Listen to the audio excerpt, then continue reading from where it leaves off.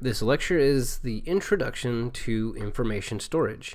In this first module, we at the end should be able to describe digital data, the types of digital data and information, describe a data center and its key characteristics, describe key data center management processes, and finally describe the evolution of computing platforms. Again, this is an introduction, so we'll be high level. As the course progresses, we'll dig down in deeper to each one of these individual items. Growth of the digital universe. So the digital universe is created and defined by software. Data is continuously collected, generated, stored, and analyzed using software, obviously supported by hardware. But the vast amount of data that's being collected today is astronomical. This is a little bit of an older statistic here, but we're looking at upwards of, well, over now, more than 4.4 trillion gigabytes of data annually.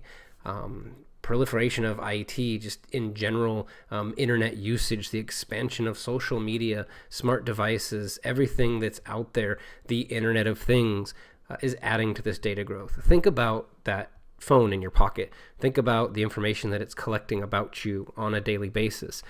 Not to go down the road of any sort of conspiracies, but just the sheer amount of GPS data that's collected. If you use Waze, think about it as you're driving around and it's finding the best routes and sharing with others some of the social media enabled features of some of our apps that allow us to make life better for other people and for ourselves as well. It's astronomical how much data is being collected. The Internet of Things has been around for quite some time. It's starting to actually get this name now, and folks are beginning to learn more and more about it. As a matter of fact, we teach a class here at Orange Coast College called exactly that, Internet of Things. It's an on-campus class that I'm involved in, and you'll learn more about that, more about the technologies that are out there. IoT is basically everything that's connected. Not talking about computers per se, but just toasters and refrigerators. Probably better examples are refrigerator, but not to digress. But there was a story many years ago. I think it's the first IoT device, or I would say it's the first IoT device, and that's why I say toaster. It was literally a toaster, and somebody embedded a microcontroller into this toaster. It would go out every morning and gather the weather report from some site, Weather Channel, I don't know, and it would burn the weather report into a piece of toast. I think it just showed like a sun or rain or something like that, or a cloud. But nonetheless, I'm going to say that's the first IoT device, first one I've ever heard about. They didn't call it IoT back then, but that was just kind of the advent of it, right? So our DVRs are connected to the internet. Refrigerators are connected to the internet. You can log into your refrigerator, some refrigerators, and pull up a picture, and you can see the inside of your refrigerator, so you know whether or not you're out of milk today. Think about the Amazon tags that you can put on your cabinet. As soon as you run out of an item, you push the button, it automatically connects to Amazon and orders that for you. So pretty exciting, a little bit scary sometimes, but the point is there's tons of data being collected every minute. Let's look at that. So I have an example here. This is updated. Is this 2018? This is 2018 data here, yes. So these are some statistics.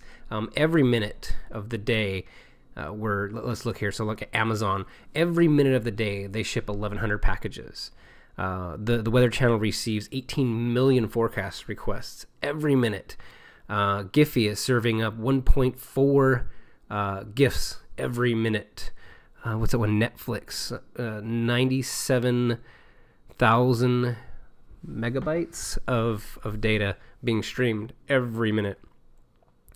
What do we have? YouTube, 4.3 million views every minute, right? Twitter, the text one actually has gone down. I guess folks are maybe relying more on social media and messaging embedded in there. The last statistic I saw on this, it was closer to 14 million. Now it looks like we're close to 13 million texts sent every minute. What's another good one here? Venmo's gone up 68,000 in transactions every minute. Google's gone up a little bit, 3.8, almost 3.9 million searches every minute. That's quite a lot of data. Oh, here you go. Tinder, almost 7,000 matches every minute. Check out this slide here. The population on the internet gone up quite a bit from 2012 and 14, and then from 14 to 16. This one's a little bit older. This shows the data as of 2017, but we are over, or at least approaching now, 4 billion people on the internet. 2017, there's 3.7 billion people on the internet. So lots of data, lots of folks. But what are we going to do with it? That's the point. That's what we're going to talk about. So why do we need to store this information? Why do we need to manage it? Well, organizations are constantly dependent on having continuous and reliable access to the information. That's what many businesses are driven on. Without the information, without access to their data, they would no longer exist. So we need to be able to efficiently and effectively collect that data and store it in a reliable method so that it's always there, it's always available. Could you imagine if Google or Wikipedia or some of these organizations lost their data? They'd be non-existent, right? Many organizations are built purely on data, and those that aren't, those that sell products, those that hospitals or financial institutions, data isn't their primary product, but it's a huge component of their underlying business. And so we need to be able to have that data available, have it reliable to be able to effectively access and protect it. And so we have to manage that information. And then what do we do with that information? How do we leverage it? How do we put meaning to that information? And that's what some of these intelligent storage systems that we're going to talk about over this semester allow and facilitate, to efficiently store the information and to manage it, to then be able to make it available so that we can use that data to drive competitive advantages, to drive new business opportunities, to make businesses successful. What is digital data? Well, it's ones and zeros. At the end of the day, it's ones and zeros, right? So we have data, information, and knowledge, and it kind of builds up as we go, right? So the data is just the raw facts, if you will. It's just a collection of ones and zeros. Well, once we put context to that data, then it becomes information. So we have the ones and zeros, that's our digital data, and we have to store that on some sort of media, some sort of storage, right? Information applied on top of that data allows us to derive knowledge from it, and it makes it information. So once you put context to the ones and zeros, you can learn whether or not that's a video, or it's text, or it's photos. There's different types of digital data, and I'll start at the bottom of this pyramid and work my way up. At the very bottom, we have structured, so the most defined format, if you will. That would be like your databases, your SQL databases, your Oracle databases. Data is modeled, it's formatted, it has a given structure. Then if we kind of take a step away, and you'll notice what we have at the very bottom is the most defined, the most structured, the most discrete, if you will, and the amount of data in that particular arena is smaller. And it's smaller because it's structured. We're able to not necessarily compress, but given that it's structured, there's more organization to it, and the amount can be is generally smaller. So as we move up through this pyramid, we'll see less organization, less structure, but also more of it. There's more of that data I would say in size and also in quantity. So if we step up a little bit, we have semi-structured. This would be if we're comparing to databases, think spreadsheet, think Microsoft Excel, think XML files. Could also just be text files that have an apparent pattern. And what I mean by that is like an XML file or a comma separated value, a CSV file. They have structure, but there's nothing. It's not a relational database. It's not tied together. It's not like Access. It's not like SQL. But there is a definite modeling to it, or a format to it. as opposed to just a text document, which is at the very top up there. So if we take a next step up and we go to quasi-structured, generally text data, but maybe has some erratic format to it. There's some format, but it's not easily discernible unless you know what that format is, or you have have to put a little bit of effort into it. You can use software tools to extract that data. A really good example of this would be like clickstream data or ClickPath data. So the metadata that is associated with those when they're tracking you on the internet. Again, not to go into conspiracy theory, but when they're tracking you on the internet and you're clicking around, there's data associated with those clicks, so they can follow what the paths are. It's good for marketing. It helps out, to find out what users want and what users are going. So yeah, that'd be your quasi-structured, and then at the very top, the loosest organization and the most vast amount of data would be in the area that we call unstructured. So there's no inherent structure to this. Stored as many different file types, so you could have text documents, PDFs, images, videos. It's data along with context to give us the information. Not to play that down, but there's not a lot of structure to it. I mean, yes, you open up a Word document, you see that it has formatting, and you can read it, but it's not easily searchable. We can't extract the data, from a vast variety of documents. If we have some text documents, some PDFs, and some images and some videos, we can't put those all into a bucket and query them all collectively to pull information out of them. Granted, yes, there are softwares that allow you to do that, but the raw data itself, the way that it is stored, is in an unstructured format. So what is information? Well, we talked about data, digital data in this case being ones and zeros. It's the raw facts, right? Data is raw facts. When we apply context to that data, we're able to derive information. So information is data with context. It's processed somewhat so that we can actually represent it in a useful manner, and we can use that information now to make decisions, and that would then translate into knowledge, of course.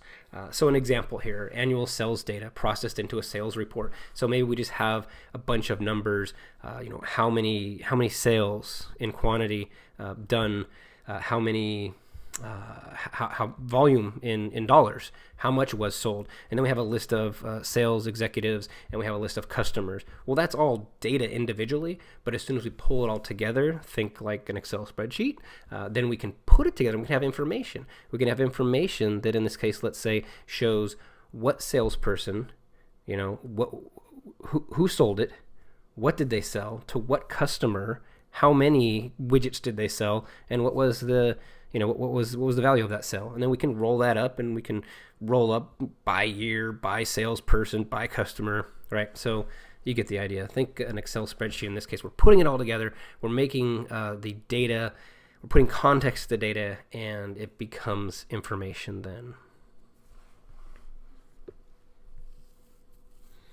Okay, we talked about storing information. Now we're getting into, some of the core of this course. We'll talk about the business processes and the aspects and business continuity and all that fun stuff. But the core, like the underlying core, is the storage itself of this information. How do we store it?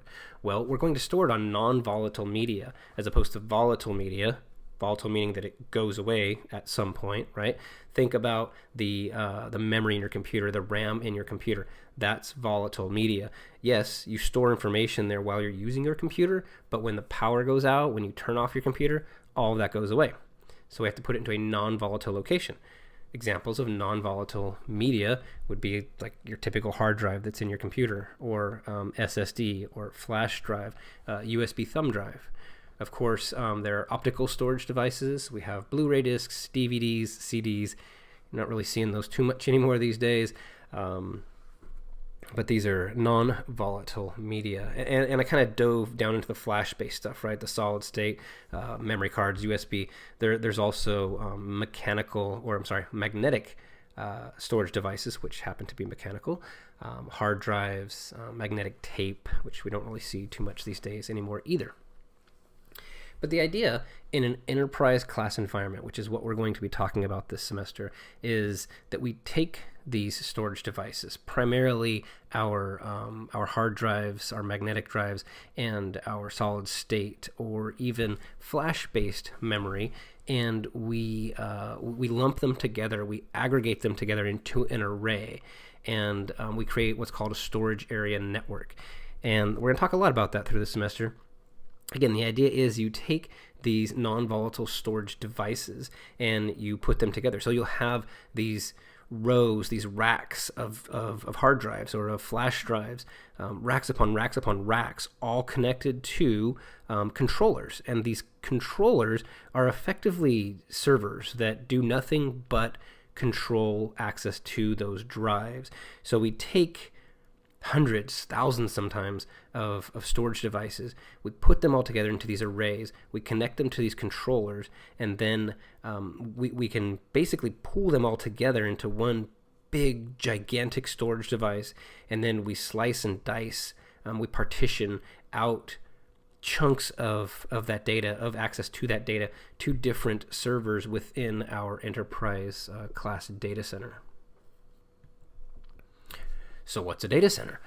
You've probably seen them on TV nowadays. It seems like they're more popular. They show up on shows all the time. You've seen those, pictures probably of a white floor, and you've got these towers, these cabinets, rising up to the ceiling, and they're full of servers. They're full of blinking lights. They're full of our storage arrays, our storage area networks. So data centers are buildings that are designed to house our infrastructure, our servers, our networking, our storage. And of course, it comprises of the facility itself, so the actual building. And I wouldn't say that's a moot point. There's a lot that goes into the building itself, to the design of the building, to the security of the building, to the location of the building, even to how does the outside of the building look? How do we make this particular building not look like a data center? There's some general low security ones that doesn't really matter, but there's others where there's some, a lot of sensitive information in there, and some design even goes into the building itself and making it look inconspicuous. So then there's the IT equipment itself, as I mentioned, the servers, we call it compute, the storage networks, the storage area networks that we're going to be talking about, the networking equipment, of course, as well, and then the support infrastructure. We can't have any of those things without having power, right? We have to have the city power, the backup generators, the UPSs to make sure that we always have power for our servers and for our infrastructure. Fire detection. If there's a fire in a data center, not going to be a good thing, right? So how do we detect that fire? And then how do we suppress the fire if one is detected? You can't just spray water on things that are plugged in, right? We can't just spray water from fire sprinklers on top of our servers. That would not be a good day. And then, of course, these servers are sitting there plugged in, using this power, hopefully not catching on fire. They're generating tons of heat. Well, heat will destroy electronics, so we need to have considerations for our cooling, our HVAC. And that's not just the air conditioner that's in your office building or cooling your home, but we're talking huge dedicated cooling systems, redundant cooling systems. So we're talking 2 or 3 different systems working together. There's different ways to configure it, but a lot of the kind of traditional way is that the cool air will be pumped under the floor. You'll have a raised floor, so the cool air will be pumped under the floor, and then in front of the servers or the storage area or even the networking infrastructure, you'll have perforated tiles to allow that cold air to come up, and then the servers can suck the cold air in, blow the hot air out the back. And then, of course, heat rises, so our large cooling systems draw the heat from the ceiling, cool it down, and then pump it back down through the floor. And then, of course, it's interesting to me that it's always listed last, but there's security. Yes, physical security as well as the IT security to make sure the infrastructure is safe and secure, but then also to make sure that we don't just have somebody walking in off the street and entering our data center. Okay, so I've described what data centers are. I've looked at some of the key characteristics or things that need to be considered about a data center. Of course, there's security. We talked about that. We have availability. We need to make sure that our systems are always available. They're online. They're operating. So again, I kind of alluded to that. We talked about the city power, obviously, to provide power for the systems to be up and running. But that's the primary. Availability requires that we have redundancy built in. What if the power goes out? Then we have backup generators. The backup generators kick in, but the time for backup generator to kick in, you're going to have some downtime. Servers might crash. So that's why we have battery backup systems, or UPSs in there as well. The city power goes out. The UPSs cover the difference in time while the generators power on and take over the load for a longer period of time. Data integrity. We have to make sure that not only do we retain our data, but that our data is accurate and that it is what we originally stored in the first place. Data integrity also comprises some of the security aspects. Data wouldn't, we couldn't ensure the integrity of our data if we couldn't ensure that we didn't have people coming in and changing. We think about hackers as coming in and stealing data, taking credit card information, but there's also the vulnerability of somebody coming in and modifying data. So that ties into data integrity. Performance. We have to make sure that we're monitoring our systems to make sure that they're running at the optimum performance, that we're not overloading the system. We don't have too many users on any given server. Scalability and capacity kind of tie together as well, because we have to make sure that we have, again, performance also. If we don't have the capacity to support the number of users, then our performance is going to suffer. But we also need to make sure that we can expand and we can grow. So are we nearing capacity? We're monitoring properly? We know that we have our performance, metrics are in order. We're within our capacity, but what if we add 2 more users or 3 more or 10 more users? Then what happens? What is our plan for that? That's the scalability piece. We have to make sure that we're monitoring our performance, we're monitoring the capacity, and that we're able to project and also not just to project and trend, but also that we have the ability to scale. We may be monitoring and realizing, we're going to run out of capacity. We're not going to have enough, performance or capacity to support the performance for an additional 100 users. Okay, great. What do we do about it? We have to go out and buy 100 new servers and tear everything out and rebuild it all. Well, that's not scalable. I mean, yeah, you're going to scale, you're going to add the capacity, but scalability really ties into the efficiency of expanding, building in some of the processes and procedures up front so that we can easily or effectively expand, scale our business, scale our performance, scale our capacity. And then in the middle, of course, we have the management, managing all of those aspects kind of from a cohesive point, so that all these different spokes or whatnot all kind of come together, and there's interaction, obviously, between all of these, as you've heard from what I've been saying just now. All right, so let's look at the management processes. And again, high level, we're going to dig down into each one of these as we progress, but the different management processes that we'll break it down by: monitoring, reporting, provisioning, planning, and maintenance. So within monitoring, we're continuously gathering information about the data center and its resources. That'll tell us our capacity, right? It'll tell us our performance. Where are we? How are we performing? When will we run out, right? But this is just the monitoring piece. This isn't, I'm talking now about reporting and planning, but just the monitoring, just collecting the information, just gathering the information, the raw data about our environment. We take that raw data and we put context to it, and then we're able to present the details about the performance, capacity, and utilization of our resources. So now we have this report. What do we do with it? We need to add knowledge or turn it into knowledge, and that knowledge allows us to determine provisioning, to determine what we're going to do next to meet the capacity, the availability, the performance, and to make sure that we have the security built in there. It also helps us drive planning, so we're able to estimate the amount of resources that we're going to need to support future business operations. Not to be forgotten is maintenance, making sure that everything is up and running and that we're responding and resolving responding to and resolving any incidents that arise. So monitoring drives that as well. You can see monitoring kind of sits on top and drives all of this. If we didn't monitor our environment, we wouldn't know that we have to do maintenance.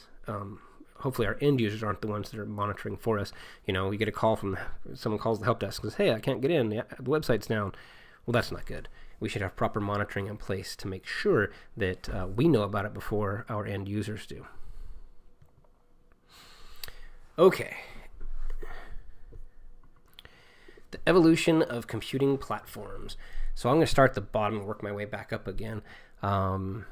Way back in the days, we have Platform 1, first platform. This is mainframe, mini computers, terminals.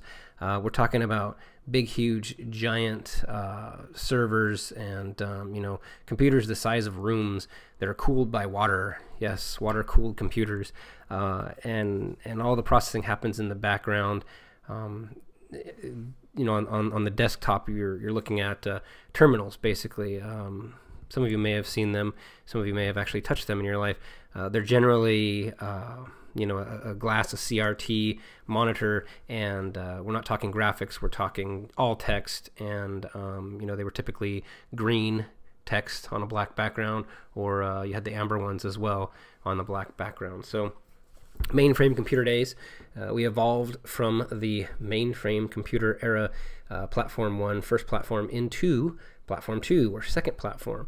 And the second platform is where we've been for quite some time. We're evolving now to the third platform. But Platform 2, think client server. Client server is the best way to describe it. Most software companies, if you look at their evolution, they'll kind of define that mainframe, and then, we had a client server application, where it's not just a mainframe, or it's not just an application sitting locally on an isolated computer. This is now networks, right? So our computers, they're full desktop PCs, they're interconnected, whether they're wireless or it's a wired network. They're interconnected to each other. The computers are talking to each other, and on top of that, we aren't necessarily running local business applications. Sure, you're running Microsoft Word and things like that locally, but any of the business applications that interact, that store our data, this is a client-server platform. There's a software installed on that PC that communicates over the network to a server, client-server. Client being your desktop PC. Oftentimes, that was at the initial phases of Platform 2 or second platform, is when we had applications installed talking to servers or databases. And although we still have those today, it's progressed slowly into web-based applications. So a lot of folks now access these data-driven applications via a web interface. Now, not necessarily connecting over the internet, but connecting to local servers that are hosting up these web applications. Well, those web applications kind of gave way to Platform 3, or third platform, where we are kind of today, and that is cloud, big data, mobile devices, social media. The advent of those web interfaces really allowed us to get into the cloud, if you will. We have these on-site, back in the Platform 2, let's say, these on-site client-server setups with web-based interfaces. Well, why not move that web server to somebody else? Have somebody else host it. Let it be somebody else's problem. That's what I like to say about the cloud a lot of times. It's somebody else's problem. Somebody else deals with it. I pay them to make sure it works. So yeah, we have the evolution of third platform technologies, and I'm jumping ahead a little bit here, but here's third platform for you. I'll go back in a moment and talk about first and second and see if I missed anything there, because I kind of got ahead. But the third platform, and IDC coined third platform, and they describe as these four pillars. These four different pillars here of the third platform. We have cloud, we have big data, we have mobile, and then we have social media, of course. A big component of the third platform is cloud, and all of these components require storage, and that's what we're here to talk about, is storage, right? So how all of this kind of comes together. Let's go back and look at first platform. I spoke on the previous slide about all of this, these big data, these big servers sitting in data centers. Oftentimes they're depicted like you see in the picture here with the reel-to-reel magnetic tape. Second platform, as I mentioned, client server. That's really the big thing to consider there. It's client server based connectivity. Could be off-site, but in general we think about on-site within a data center, connecting over our local network to access those applications. Okay, so again, I know it was high level, and that's just kind of an intro to where we're going and what we'll be doing. We did talk about digital data, types of digital data and information. We spoke briefly about the data center and the key characteristics, as well as the key management processes for the data centers. And then we just finished up right now with the evolution of the computing platforms, moving from first platform mainframes through second platform, again, think client server, and then finally into third platform with cloud, mobile, big data, social media, lots of data being collected there as well. Thus the reason why we're all taking this class, so we can learn how to effectively and efficiently store all that information, keep it highly available, reliable, integrous, and to allow our businesses to gain access to that data easily, efficiently, and use it to drive forward progress.